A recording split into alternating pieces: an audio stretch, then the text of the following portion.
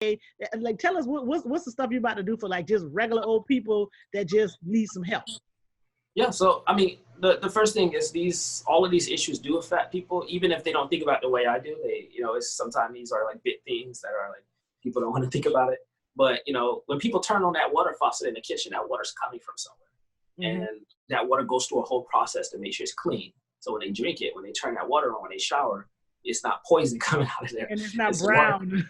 It's not brown and yellow, and that there's people that make sure that trash is picked up. Otherwise, it will fall apart and we'll just have trash everywhere, and that sucks kind of right now. So it's a lot of things, but there's a lot. And I say one of the big things is that a lot of businesses were forced to close in the district due to COVID. A lot of restaurants that were open for 40, 50 years, mom and pop shops, black-owned businesses that were closed in the district as well. What I think the best thing we need to do is, one of the things we need to do is we're going to need the economic growth. So we're going to need to support the really small businesses in the district, the barber shops, we got the ice cream trucks out there. They still running. We got people out there doing a lot. So, when people think about small business, they think of the more corporate side of it. They're not really thinking of, okay, well, we gotta think about those small businesses out there that are getting left out at the same time.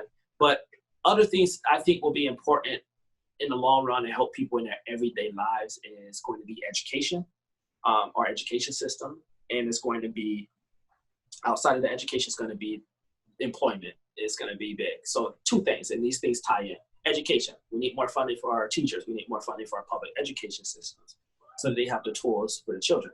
But in reality, the other thing is, how do we make that come to fruition?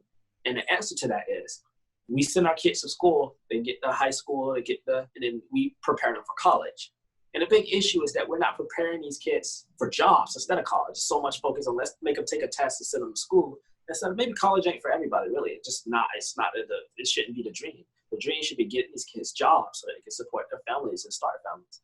And when I joined this race, one of the first things I did was I went and I visited a lot of places. I visited the airport, which is the biggest economic engine in our pretty much in our community, pretty much bordering my district, the airport.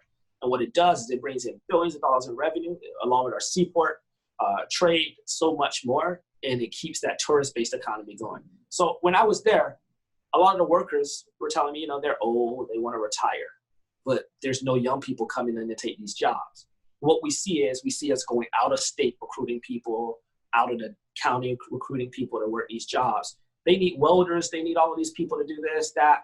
Why don't we go and pick some of these kids off the street and give them jobs, give them trades, educate them, train them. They don't, okay, forget college. They'll put you in a program for 9 weeks, for 3 months, whatever it is, a year maybe, and you can be a firefighter. You can go be something with healthcare, or let's put you through a trade program and let's pick you up and let's go take you to the airport and get you a job there, welding or doing something. Those are good paying union jobs, and they need the help. So one of the things I want to do as a state representative is find our especially at-risk youth of color, and instead of throwing these kids in jails, don't put them in no jail. Let's go get them a nice job. Let's go get them a trade so that they can be successful. A lot of times, crime is because people lack opportunities. So what we need is, let's give people opportunities and a leg up. And the best way of doing that is, let's get people jobs. People need jobs right now. And that's what they need the most right now, is especially with this pandemic, people want to go back to work, and some people are not going to be able to go back to work. Right. So we need a strong public service program to make that happen. Yeah, definitely. And your answer was actually really good, because one of the things that we have to do is like just educate people and inform them, right? Because they might, like you said, they might think like these issues don't matter, but you can show them how it matters, right? Like, you do need to be concerned about the water. You do need to be concerned about the air. You need to be concerned about what these big companies are doing to your food and your food supply, whatever. So it may sound like it's something that's not important to you, but it is important to you, because we do. Faucet, we do expect clear water to come out of that sink, right? And we want it to smell all right too, right? So the jobs too. It's another argument for why we need those jobs in a district too. Like, as a state representative, I can't just go to Tallahassee. I need to be trying to bring jobs to this district. People want to work, and when they try to work, everywhere saying you got 4 years experience, you got 10 years experience. It's like, I'm just out of college. I need a job. Right.